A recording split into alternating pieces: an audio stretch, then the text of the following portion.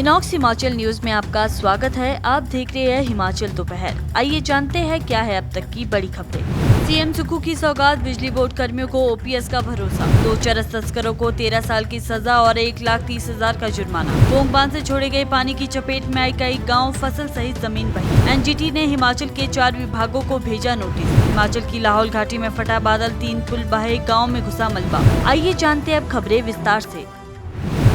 मुख्यमंत्री सुखविंदर सिंह सुक्खू और Himachal Pradesh state electricity board employees engineer व पेंशनर ज्वाइंट एक्शन कमेटी की बैठक में लंबित समस्याओं व मांगों पर खुली चर्चा हुई। ज्वाइंट एक्शन कमेटी ने 2 कर्मचारी नेताओं पर चार्जशीट और मुख्यालय में शांतिपूर्ण प्रदर्शन पर लगी रोक का मुद्दा उठाया, जिस पर सीएम ने चार्जशीट वापसी और प्रदर्शन पर से रोक हटाने के निर्देश दिए। ओपीएस बहाली की मांग पर सीएम ने भरोसा दिया कि बिजली बोर्ड कर्मियों को ओपीएस मिलेगा, पर थोड़ा समय लगेगा। साथ ही नई भर्तियों की नीति बनाकर पूरे प्रदेश में फील्ड स्टाफ भर्ती का आश्वासन दिया गया है।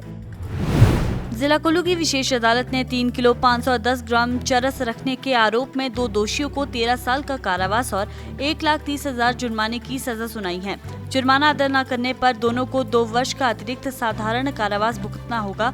मामला 25 सितंबर 2020 का है, जब कुल्लू पुलिस शारनी के पास नाकाबंदी कर वाहनों की जांच कर रही थी। इसी दौरान ऑल्टो कार की तलाशी लेने पर कार से 3 किलो 510 ग्राम चरस बरामद हुआ। इस पर थाना सदर कुल्लू में एनडीपीएस एक्ट के तहत मामला दर्ज कर चालान अदालत में पेश किया गया।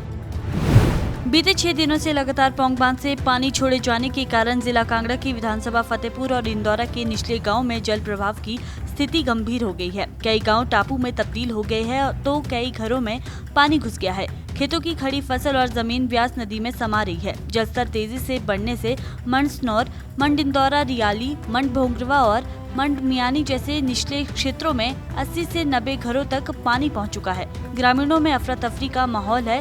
कई लोग और मवेशी अब भी घरों में फंसे हुए हैं, जबकि प्रशासन उन्हें सुरक्षित निकालने की कोशिश कर रही है। पुलिस और प्रशासन की टीमें मौके पर हालात पर नजर बनाए हुए है। राष्ट्रीय हरित अधिकरण ने पठानकोट मंडी राष्ट्रीय राजमार्ग 154 के 4 लेन विस्तार कार्य में वैज्ञानिक योजना और सुरक्षा मानकों की अनदेखी पर संज्ञान लिया है। ये कार्रवाई एक अखबार में प्रकाशित रिपोर्ट के आधार पर की गई, जिसमें कहा गया था कि थानापुरी से परौर के बीच 18 किलोमीटर हिस्से में ढलान घरों के बिल्कुल पास तक काट दी गई है, लेकिन सुरक्षात्मक दीवार नहीं बनाई गई। एनजीटी ने हिमाचल प्रदेश आपदा प्रबंधन प्राधिकरण, सड़क परिवहन और राजमार्ग मंत्रालय, सिंचाई एवं बाढ़ नियंत्रण विभाग, हिमाचल प्रदेश प्रदूषण नियंत्रण बोर्ड को नोटिस जारी कर 3 नवंबर 2025 तक हल्फनामा दाखिल करने के आदेश दे दिए हैं।